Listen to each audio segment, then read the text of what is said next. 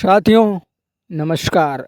आप सभी को हमारे चैनल गॉड कबीर में आपका स्वागत है। आध्यात्मिक ज्ञान स्पिरिचुअल नॉलेज में नेक्स्ट पार्ट आपके सामने लेके मौजूद है।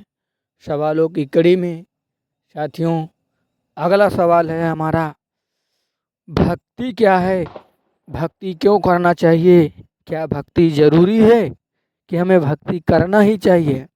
तो साथियों कुछ भाइयों के सवाल है, उन सवालों को मैं पहले आपके सामने रखता हूँ, फिर आगे चर्चा करते हैं।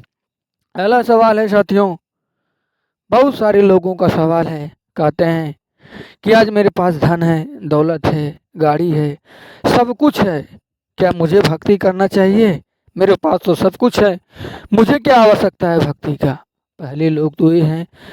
दूसरे लोग ये हैं कि भक्ति क्यों ज़रूरी है, भक्ति करने से लाभ क्या है, भक्ति क्यों करें हम? दूसरे ये हैं। तीसरे ये लोग हैं कि भक्ति से क्या हमें लाभ है, भक्ति क्यों ज़रूरी है, इसे करना ही ज़रूरी है। क्या मैं भक्ति नहीं करूं, मैं धर्म करूं, मैं किसी जीव को नहीं मारूं, मैं न किसी पर हिंसा करूं, तो क्या फिर भी मुझे भक्ति करना पड़ेगा? साथियों पहले हम ये जान लेते हैं कि भक्ति क्या होती है, फिर आगे धीरे धीरे आपके सवालों का जवाब मिलता जाएगा, आपकी शंकाओं का समाधान भी होता जाएगा। पहले बात करते हैं हम भक्ति। भक्ति क्या होती है? जब इंसान शारीरिक और मानसिक तरीके से रोग ग्रसित होता है, दुखी होता है, तो शांति की तरफ खोजता है, शांति खोजता है और शांति की तरफ जाती है। उस शांति के रास्ते पे चलना ही भक्ति कहलाता है। अर्थात दुखों से दुखी होकर इंसान जब सुखों की कामना करता है और जिस मार्ग पे चलता है उसको भक्ति कहते हैं। तो साथियों दुखों से निवारण पाना, चाहे वो शारीरिक हो चाहे मानसिक हो, दोनों तरीकों को दुख से शांति, अर्थात सरल भाषा या साधारण भाषा में कहे कि इंसान को शांति की खोज करना या शांति के मार्ग पर चलना ही भक्ति कहलाता है। अब आपको ये तो पता हो गया होगा भक्ति क्यों करनी चाहिए। तो आपसे एक छोटा सा सवाल है, आप रोज भोजन क्यों करते हैं, पानी क्यों पीते हैं, हवा क्यों लेते हैं, अच्छे अच्छे चीज़ों का सेवन क्यों करते हैं? आप इसलिए करते हैं ताकि आपके शरीर में किसी प्रकार का रोग ना हो और आप स्वस्थ रहें। अगर आप सेवन नहीं करेंगे तो आपके शरीर की हालात जो है वो खराब हो जाएगी, धीरे धीरे बिगड़ती जाएगी और आप धीरे धीरे मृत्यु के निकट पहुंच जाएंगे। ठीक इसी प्रकार हमारे पिछले जन्मों के या इस जन्मों के जो भी पाप कर्म हैं, जिनके द्वारा हमें ये दुखें मिल रही हैं, उस दुख को निवारण करने का सिर्फ एकमात्र रास्ता है जिसे भक्ति कहते हैं। भक्ति जिसे कहते हैं। तो साथियों आप देख भी रहे हैं इस संसार में माया के पीछे लोग पैसे के पीछे दिन रात भाग रहे हैं।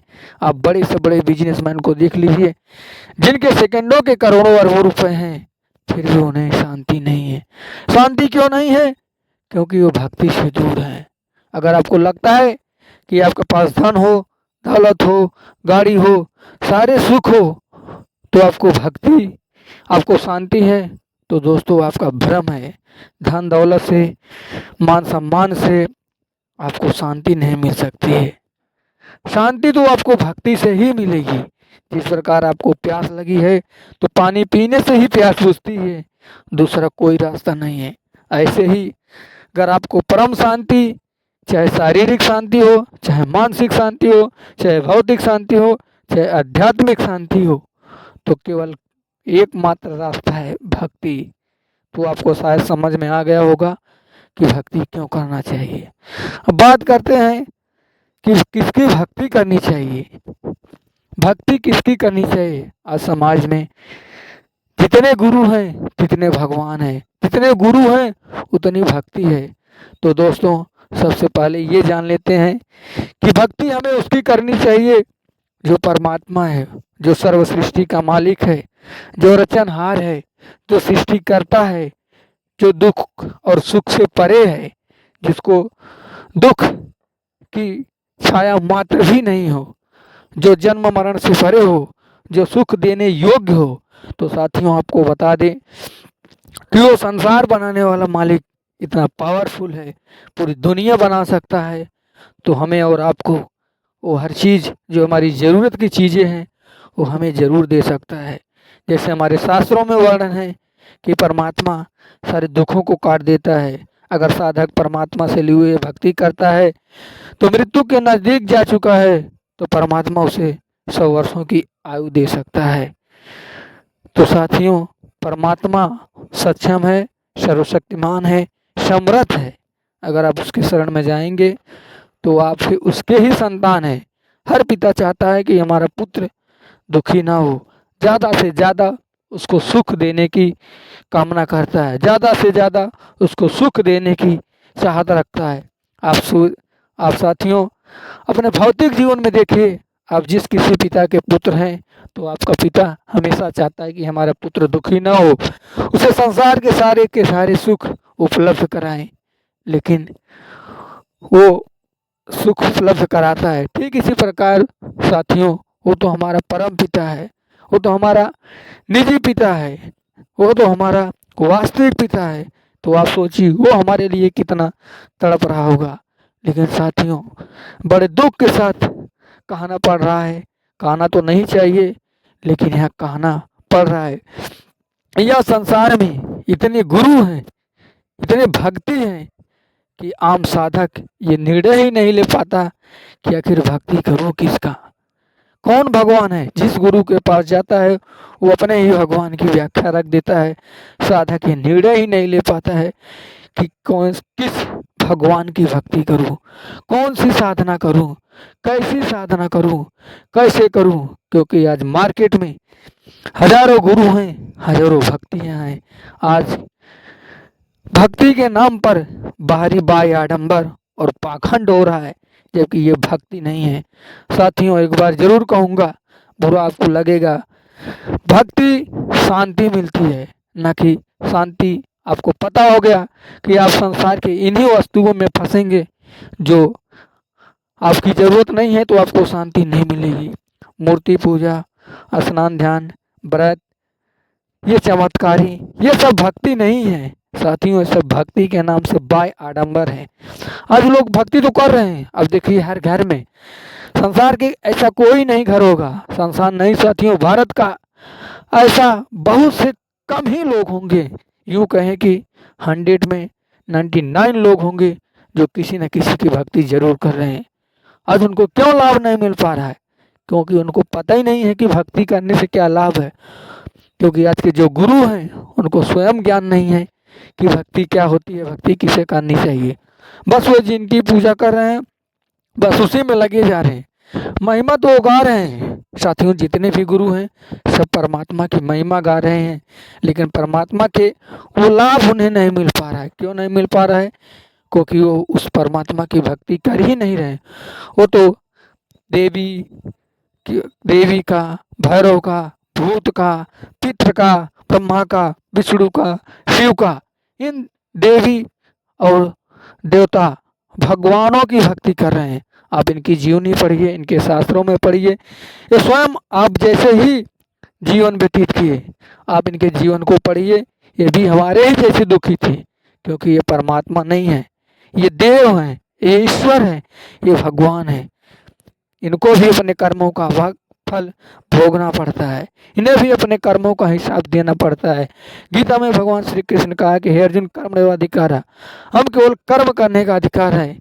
हम जो कर्म करेंगे उसका फल हमें भोगना ही पड़ेगा। दोस्तों, जब हमें अपने कर्मों का फल ही भोगना पड़ेगा तो यहाँ सोचने वाली बात है। साथियों, आप पढ़े लिखे हो, आपको शिक्षा है, यहाँ सोचने वाली बात है। जब हम अपने कर्मों का फल भोगेंगे ही तो फिर हमें इन भगवानों की भक्ति करने की क्या जरूरत है?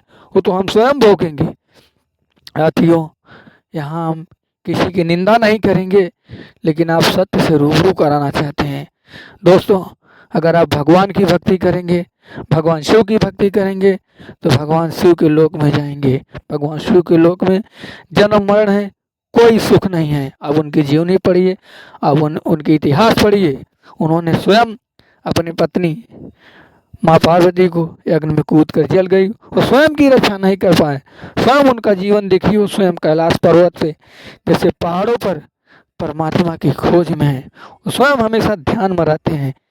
तो आपको पता होगा दोस्तों, आप इनकी भी पूजा करेंगे तो इनकी जो हालात है वही आपको भी प्राप्त होगा। भगवान श्री कृष्ण के देख लीजिए, भगवान श्री कृष्ण भी उनकी जीवनी देख लीजिए। उनका जन्म से लेकर ही कितना बड़ा तकलीफ उठा उन्होंने। जन्म से ही उनको असुरों ने मारने की चाहत की, मारने की भरकस प्रयास की। साथियों, इसके पीछे की कहानी है क्योंकि उन्होंने भी पिछले जन्मों में अर्थात श्री राम रूप में बहुत सारे असुरों का वध किया।